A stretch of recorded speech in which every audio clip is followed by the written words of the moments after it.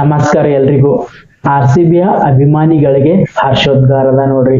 ಹೌದ್ರಿ, RCBಯ ಅಭಿಮಾನಿಗಳ ಸಂಭ್ರಮ ಮುಗಿಲು ಮುಟ್ಟ್ಯದ ನೋಡ್ರಿ. ಕಾರಣ RCB ತಂಡವು ಎರಡನೇ ಬಾರಿಗೆ WPL ಟ್ರೋಫಿಯನ್ನು ಗೆದ್ದುಕೊಂಡದ್ ನೋಡ್ರಿ. WPL ಇತಿಹಾಸದಲ್ಲಿ 2 ಬಾರಿ ಟ್ರೋಫಿಯನ್ನು ಎತ್ತಿ ಹಿಡಿದ ಎರಡನೇ ತಂಡ ಆಗ್ಯದ ನೋಡ್ರಿ, ಅದು RCB ತಂಡ. ಮುಂಬೈ ಇಂಡಿಯನ್ಸ್ ತಂಡವು ಸಹ 2 ಬಾರಿ ಏನ್ ಮಾಡಿದ್ರಿ WPL ಟ್ರೋಫಿಯನ್ನು ಗೆದ್ದುಕೊಂಡದ್ ನೋಡ್ರಿ. ಮುಂಬೈ ಇಂಡಿಯನ್ಸ್ ತಂಡ 2023ರಲ್ಲಿ ಮೊದಲನೇ ಬಾರಿಗೆ WPL ಟ್ರೋಫಿ ಗೆದ್ದುಕೊಂಡಿದ್ರಿ. ಅದಾದ ನಂತರ 2025ರಲ್ಲಿ ಏನ್ ಮಾಡಿದ್ರಿ ಮುಂಬೈ ಇಂಡಿಯನ್ಸ್ ತಂಡ ಎರಡನೇ ಬಾರಿ WPL ಟ್ರೋಫಿಯನ್ನು ಎತ್ತಿ ಹಿಡಿದಿತ್ತು ನೋಡ್ರಿ. ಅದೇ ರೀತಿ ನಮ್ಮ RCB ತಂಡವು ಸಹ 2024ರಲ್ಲಿ ತನ್ನ ಮೊದಲನೇ WPL ಟ್ರೋಫಿಯನ್ನು ಗೆದ್ದುಕೊಂಡಿದ್ರಿ. ಅದಾದ ನಂತರ ಇದೇ ವರ್ಷ ಅಂದ್ರೆ 2026ರಲ್ಲಿ WPL ಟ್ರೋಫಿಯನ್ನು ಗೆದ್ದುಕೊಂಡದ್ ನೋಡ್ರಿ. ಹಿಂಗಾಗಿ RCB ತಂಡ ಏನ್ ಮಾಡಿದ್ರಿ 2 ಬಾರಿ WPL ಟ್ರೋಫಿಯನ್ನು ಗೆದ್ದ ಸಾಧನೆ ಮಾಡ್ಯದ ನೋಡ್ರಿ. ಒಟ್ಟಾರೆಯಾಗಿ WPL ಸೀಸನ್ 4 ಮುಕ್ತಾಯಗೊಂಡದ್ರಿ.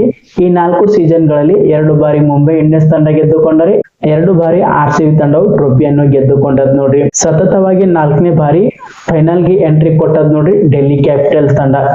4 ಬಾರಿಯೂ ಸಹ ಡೆಲ್ಲಿ ಕ್ಯಾಪಿಟಲ್ಸ್ ತಂಡ ಫೈನಲ್ ನಲ್ಲಿ ಸೋಲನ್ನು ಅನುಭವಿಸದ್ ನೋಡ್ರಿ. ಹೌದ್ರಿ, ಈ ಬಾರಿ ಡೆಲ್ಲಿ ಕ್ಯಾಪಿಟಲ್ಸ್ ತಂಡವು ಏನ್ ಮಾಡ್ತ್ರಿ ಗರಿಷ್ಠ ಮೊತ್ತವನ್ನು ಕಲೆ ಹಾಕಿದ್ರಿ, ಅದು ಫೈನಲ್ ನಲ್ಲಿ. ಆ ಮೊತ್ತವನ್ನು ಡಿಪೆಂಡ್ ಮಾಡುವಲ್ಲಿ ಡೆಲ್ಲಿ ಕ್ಯಾಪಿಟಲ್ಸ್ ತಂಡ ಸೋತು ಬಿಡುತ್ತೆ ನೋಡ್ರಿ. ಹಿಂಗಾಗಿ ಡೆಲ್ಲಿ ಕ್ಯಾಪಿಟಲ್ಸ್ ತಂಡ ಸತತವಾಗಿ 4ನೇ ಬಾರಿ ಫೈನಲ್ ನಲ್ಲಿ ಸೋಲನ್ನು ಅನುಭವಿಸಿತ್ ನೋಡ್ರಿ. ಹಿಂಗಾಗಿ ಸತತವಾಗಿ 4ನೇ ಬಾರಿಗೆ ಫೈನಲ್ ಪಂದ್ಯವನ್ನು ಡೆಲ್ಲಿ ತಂಡ ಸೋತದ್ ನೋಡ್ರಿ. ಈ ಪಂದ್ಯವು ತುಂಬಾನೇ ಅದ್ಭುತ ಮತ್ತು ರೋಚಕವಾಗಿತ್ತು ನೋಡ್ರಿ. ಯಾಕಪ್ಪ ಅಂತಂದ್ರೆ ಇದು ಫೈನಲ್ ಪಂದ್ಯ ಆಗಿತ್ರಿ. ಈ ಫೈನಲ್ ಪಂದ್ಯದಲ್ಲಿ ಡೆಲ್ಲಿ ಕ್ಯಾಪಿಟಲ್ಸ್ ತಂಡ ಏನ್ ಮಾಡ್ತ್ರಿ ಮೊದಲು ಬ್ಯಾಟಿಂಗ್ ಮಾಡ್ತ್ರಿ. ಯಾಕಪ್ಪ ಅಂತಂದ್ರೆ ಸ್ಮೃತಿ ಮಂದಾನ ಅವರು ಮೊದಲು ಟಾಸ್ ಗೆದ್ದು ಏನ್ ಮಾಡಿದ್ರು ಫೀಲ್ಡಿಂಗ್ ಆಯ್ಕೆ ಮಾಡಿಕೊಂಡ್ರಿ. ಹಿಂಗಾಗಿ ಡೆಲ್ಲಿ ಕ್ಯಾಪಿಟಲ್ಸ್ ತಂಡ ಏನ್ ಮಾಡ್ತ್ರಿ ಮೊದಲು ಬ್ಯಾಟಿಂಗ್ ಇಳಿತ್ರಿ.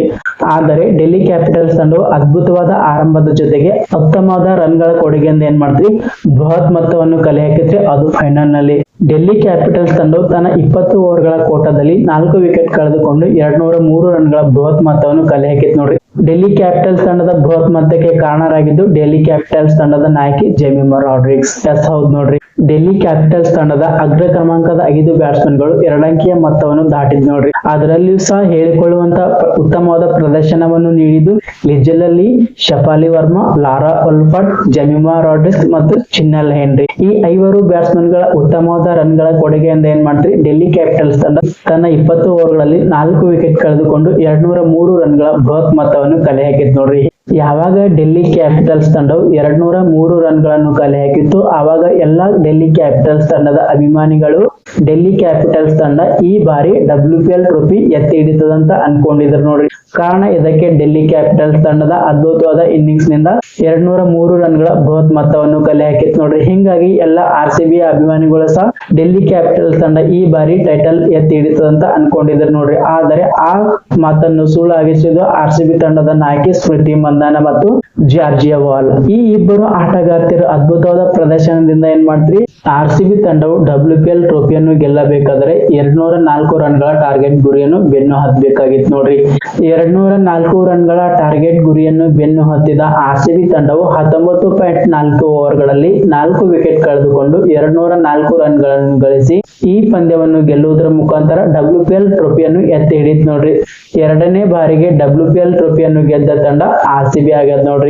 ಹೌದ್ರಿ, ಇದಕ್ಕಿಂತ ಮುಂಚೆ ಅಂದರೆ 2024ರಲ್ಲಿ RCB ತಂಡವು ತನ್ನ ಮೊದಲನೇ WPL ಟ್ರೋಫಿಯನ್ನು ಎತ್ತಿ ಹಿಡಿದಿತ್ರಿ. ಇದು ಎರಡನೇ ಬಾರಿಯೂ WPL ಟ್ರೋಫಿಯನ್ನು ಎತ್ತಿ ಹಿಡಿದ ನೋಡ್ರಿ. 204 ರನ್ಗಳ ಟಾರ್ಗೆಟ್ ಗುರಿಯನ್ನು ಬೆನ್ನು ಹತ್ತಿದ RCB ತಂಡವು ಆರಂಭದಲ್ಲಿ ಆಘಾತವನ್ನು ಅನುಭವಿಸಿತ್ರಿ. ಯಾಕಪ್ಪ ಅಂತಂದ್ರೆ ಗ್ರೇಸ್ ಹ್ಯಾರಿಸ್ ಅವರು ಕೇವಲ 9 ರನ್ ಗಳಿಸಿ ಔಟ್ ಆದರು ನೋಡ್ರಿ. ಹಿಂಗಾಗಿ RCB ತಂಡವು ಸೋಲುತ್ತದೆ ಎಂದು ಎಲ್ಲರೂ ಭಾವಿಸಿದ್ರು ನೋಡ್ರಿ. ಆದರೆ ಆ ಭಾವನೆಯನ್ನು ಹುಸಿ ಮಾಡಿದ್ದು ನಮ್ಮ RCB ತಂಡದ ನಾಯಕಿ ಸ್ಮೃತಿ ಮಂದಾನ ಮತ್ತು ಜಾರ್ಜಿಯಾ ವೋಲ್. ಗ್ರೇಸ್ ಹ್ಯಾರಿಸ್ ಅವರು ಔಟ್ ಆದ ನಂತರ ಒಂದಾದ ಸ್ಮೃತಿ ಮಂದಾನ ಮತ್ತು ಜಾರ್ಜಿಯಾ ವೋಲ್ ಅವರು 92 ಎಸೆತಗಳಲ್ಲಿ 165 ರನ್ಗಳ ಜೊತೆ ಆಟವನ್ನು ಆಡಿದ್ರು ನೋಡ್ರಿ. ಈ ಇಬ್ಬರು ಅದ್ಭುತವಾದ ಜೊತೆ ಆಟದಿಂದ RCB ತಂಡವು ಕೊನೆಯ ಓವರ್ ನಲ್ಲಿ ಗೆಲುವನ್ನು ಕಾಣ್ತು ನೋಡ್ರಿ. ಹೌದ್ರಿ, RCB ತಂಡದ ನಾಯಕಿ ಸ್ಮೃತಿ ಮಂದಾನ ಅವರು 41 ಎಸೆತಗಳಲ್ಲಿ 12 ಬೌಂಡರಿ ಮತ್ತು 3 ಭರ್ಜರಿ ಸಿಕ್ಸರ್ ಗಳೊಂದಿಗೆ 87 ರನ್ ಗಳಿಸಿದ್ರು ನೋಡ್ರಿ. ಇವರಿಗೆ ಬ್ಯಾಟಿಂಗ್ ನಲ್ಲಿ ಉತ್ತಮವಾದ ಬೆಂಬಲವನ್ನು ನೀಡಿದ ಜಾರ್ಜಿಯಾ ವೋಲ್ ಅವರು 54 ಎಸೆತಗಳಲ್ಲಿ 14 ಬೌಂಡರಿಗಳೊಂದಿಗೆ 79 ರನ್ ಗಳಿಸಿದ್ರು ನೋಡ್ರಿ. ಈ ಇಬ್ಬರು ಆಟಗಾರ್ತಿಯರು ಅದ್ಭುತವಾದ ಇನ್ನಿಂಗ್ಸ್ ಅನ್ನು ಆಡಿದ್ರು ನೋಡ್ರಿ. ಹಿಂಗಾಗಿ ಆರ್ ಸಿ ಬಿ ತಂಡವು ಏನ್ ಮಾಡ್ತ್ರಿ ಗೆಲುವಿನ ಸನಿಹದಲ್ಲಿ ಬಂತ್ ನೋಡ್ರಿ. ಆರ್ ಸಿ ಬಿ ತಂಡವು ಗೆಲುವಿನ ಸನಿಹದಲ್ಲಿ ಬಂದಾಗ ಸ್ಮೃತಿ ಮಂದಾನ ಮತ್ತು ಜಾರ್ಜಿಯಾವಾಲ ಅವರು ಔಟ್ ಆದ್ರು ನೋಡ್ರಿ. ಆರ್ ಸಿ ಬಿ ತಂಡವು ಈ ಪಂದ್ಯವನ್ನು ಗೆಲ್ಲಬೇಕಾದರೆ ಕೊನೆಯ 2 ಓವರ್ಗಳಲ್ಲಿ 18 ರನ್ಗಳ ಅವಶ್ಯಕತೆ ಇತ್ತು ನೋಡ್ರಿ. 19ನೇ ಓವರ್ ಎಸೆಯಲು ಬಂದ ಚಿನ್ನಲ್ ಹೆನ್ರಿ ಅವರು ಕೇವಲ 8 ರನ್ಗಳನ್ನು ಬಿಟ್ಟು ಕೊಟ್ರು ನೋಡ್ರಿ. ಹಿಂಗಾಗಿ ಆರ್ ಸಿ ಬಿ ತಂಡಕ್ಕೆ ಕೊನೆಯ ಓವರ್ ನಲ್ಲಿ 10 ರನ್ಗಳ ಅವಶ್ಯಕತೆ ಇತ್ತು ಈ ಪಂದ್ಯವನ್ನು ಗೆಲ್ಲಲು. ಕೊನೆಯ ಓವರ್ ಎಸೆಯಲು ಬಂದ ಡೆಲ್ಲಿ ಕ್ಯಾಪಿಟಲ್ಸ್ ತಂಡದ ಬೌಲರ್ ಶ್ರೀಚರಣ್ ಅವರು ಮೊದಲನೇ ಎಸೆತದಲ್ಲಿ 1 ರನ್ ಬಿಟ್ಟು ಕೊಟ್ಟರು ಮತ್ತು ಎರಡನೇ ಎಸೆತದಲ್ಲಿ 1 ರನ್ ಬಿಟ್ಟು ಕೊಟ್ಟರು. ಹಿಂಗಾಗಿ ಕೊನೆಯ 4 ಎಸೆತಗಳಲ್ಲಿ ಆರ್ ಸಿ ಬಿ ತಂಡಕ್ಕೆ 8 ರನ್ಗಳ ಅವಶ್ಯಕತೆ ಇತ್ತು. ಈ ಸಂದರ್ಭದಲ್ಲಿ ರಾಧಾ ಯಾದವ್ ಅವರು 3 ಮತ್ತು 4ನೇ ಎಸೆತಗಳನ್ನು ಸತತವಾಗಿ ಬೌಂಡರಿಗೆ ಅಟ್ಟಿದರು. ಹಿಂಗಾಗಿ ಆರ್ ಸಿ ಬಿ ತಂಡವು ಏನ್ ಮಾಡ್ತು 19.4 ಓವರ್ಗಳಲ್ಲಿ 4 ವಿಕೆಟ್ ಕಳೆದುಕೊಂಡು 204 ರನ್ ಗಳಿಸಿ 6 ವಿಕೆಟ್ಗಳಿಂದ ಭರ್ಜರಿಯಾದ ಗೆಲುವನ್ನು ಕಾಣುವುದರ ಮುಖಾಂತರ 2ನೇ ಬಾರಿಗೆ WPL ಟ್ರೋಫಿಯನ್ನು ಎತ್ತಿ ಹಿಡಿತು ನೋಡ್ರಿ. WPL ಇತಿಹಾಸದಲ್ಲಿ ಲೀಗ್ ಹಂತದಲ್ಲಿ ಟಾಪ್ ಸ್ಥಾನ ಪಡೆದು ಟ್ರೋಫಿಯನ್ನು ಎತ್ತಿ ಹಿಡಿದ ಮೊದಲನೇ ತಂಡವಾಗಿ ಆರ್ ಸಿ ಬಿ ತಂಡ ಹೊರಹೊಮ್ಮಿತು ನೋಡ್ರಿ. WPL ಇತಿಹಾಸದಲ್ಲಿ ಫೈನಲ್ ನಲ್ಲಿ 200+ ರನ್ಗಳ ಟಾರ್ಗೆಟ್ ಗುರಿಯನ್ನು ಬೆನ್ನು ಹತ್ತಿ ಗೆದ್ದ ತಂಡ ನಮ್ಮ ಆರ್ ಸಿ ಬಿ ಆಗ್ಯದ ನೋಡ್ರಿ. ಈ ಪಂದ್ಯದಲ್ಲಿ ಬ್ಯಾಟಿಂಗ್ ನಲ್ಲಿ ಅದ್ಭುತವಾದ ಪ್ರದರ್ಶನವನ್ನು ನೀಡಿ ಆರ್ ಸಿ ಬಿ ತಂಡದ ಗೆಲುವಿಗೆ ಕಾರಣರಾದ ನಮ್ಮ ನಾಯಕಿ ಸ್ಮೃತಿ ಮಂದಾನ್ ಅವರು ಪಂದ್ಯ ಶ್ರೇಷ್ಠ ಪ್ರಶಸ್ತಿಯನ್ನು ಪಡೆದುಕೊಂಡ್ರು ನೋಡ್ರಿ. ಟಾಟಾ WPL 2026ರ ಸೀಸನ್ ನಲ್ಲಿ ಅತಿ ಹೆಚ್ಚು ರನ್ ಗಳಿಸಿದ್ದು ಯಾರಪ್ಪ ಅಂತಂದ್ರ ಅದು ಸ್ಮೃತಿ ಮಂದಾನ ನೋಡ್ರಿ. ಹಿಂಗಾಗಿ ಅವರಿಗೆ ಆರೆಂಜ್ ಕ್ಯಾಪ್ ಸಿಗುತ್ತೆ ನೋಡ್ರಿ. ಪರ್ಪಲ್ ಕ್ಯಾಪ್ ಹೋಲ್ಡರ್ ಯಾರಪ್ಪ ಅಂತಂದ್ರ ಅದು ಸೋಫಿ ಡಿವೈನ್ ನೋಡ್ರಿ. ಈ ಸೀಸನ್ ನಲ್ಲಿ ಅವರು ಅತಿ ಹೆಚ್ಚು ವಿಕೆಟ್ ಪಡೆದಾರ ನೋಡ್ರಿ. ಹಿಂಗಾಗಿ ಅವರಿಗೆ ಪರ್ಪಲ್ ಕ್ಯಾಪ್ ಸಿಗುತ್ತೆ ನೋಡ್ರಿ.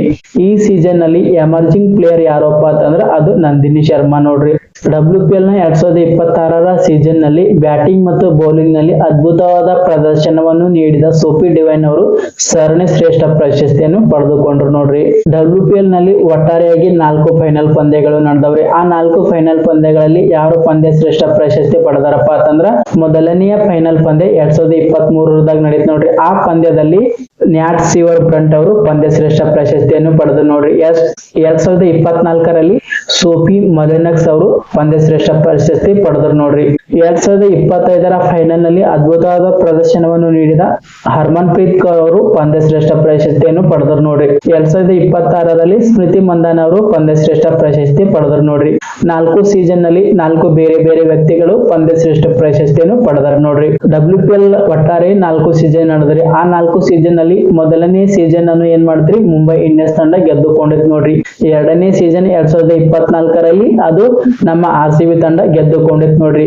ಮತ್ತು 2025ರಲ್ಲಿ ಮುಂಬೈ ಇಂಡಿಯನ್ಸ್ ತಂಡ 2ನೇ ಬಾರಿ ಚಾಂಪಿಯನ್ ಪಟ್ಟ ಅಲಂಕರಿಸಿತ್ತು ನೋಡ್ರಿ. ಅದೇ ರೀತಿ ನಮ್ಮ ಆರ್ ಸಿ ಬಿ ತಂಡವು ಸಹ WPL ಇತಿಹಾಸದಲ್ಲಿ 2 ಬಾರಿ ಏನ್ ಮಾಡಿದ್ರಿ ಚಾಂಪಿಯನ್ ಪಟ್ಟವನ್ನು ಅಲಂಕರಿಸಿದ್ ನೋಡ್ರಿ. ಇದು ಇವತ್ತಿನ ವಿಡಿಯೋದ ನೋಡ್ರಿ. ಮತ್ತೆ ಮುಂದಿನ ವಿಡಿಯೋದೊಂದಿಗೆ ನಿಮ್ಮನ್ನು ಭೇಟಿ ಆಗ್ತೀನಿ. ನಮಸ್ಕಾರ.